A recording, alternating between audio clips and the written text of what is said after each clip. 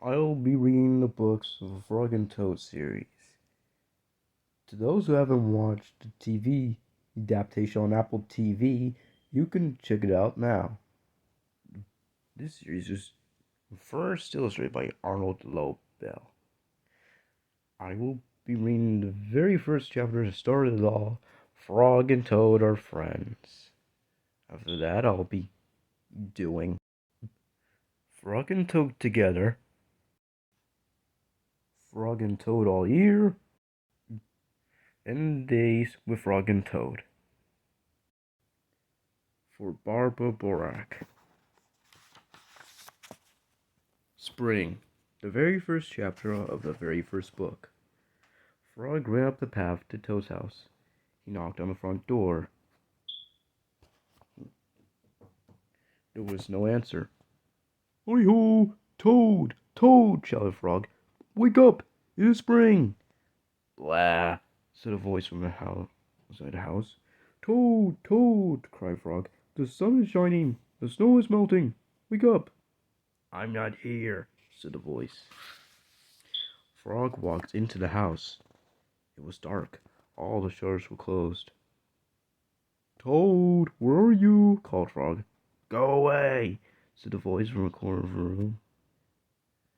Just to let you know, John Clark Adams had a VHS adaptation. Forgot to mention that. Toad pulled all the covers over his head.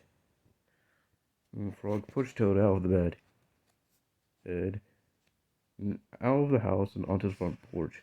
Toad blinked in the bright sun. "Help!" he cried. "I can't see anything." "Oh, don't be silly," said Frog.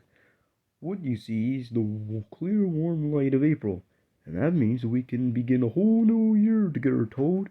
Just think of it," said Frog. "We will skip through the meadow, run through the woods, and swim in the river. In the evenings, we will sit right here on this front porch and count the stars." "You can count them, Frog," said Toad. "I will be too tired. I'm going back to bed." Toad went back into the house and got into the bed and pulled the covers over his head again. "But Toad, you'll miss all the fun!" cried Frog. "Listen, Frog, how long have I been asleep?" said Toad. "You've been asleep since November," said Frog. "Well then, a little more sleep will not hurt me," said Toad. "Come back again and wake me up about 1/2 past May. Good night, Frog." "But Toad," said Frog, "I will be lonely until then." Toad did not answer. He had fallen asleep. Frog looked at Toad's counter. The November page was still on top. Frog tore it off. He tore off the December page, the January page, the February page, and the March page. He came to the April page. Frog tore it off, too. Then Frog ran back to Toad's bed. "Toad, Toad, wake up! It's May now!" "What?" said Toad. "Can't be May so soon." "Yes," said Frog. "Look at your calendar." Toad looked at the calendar.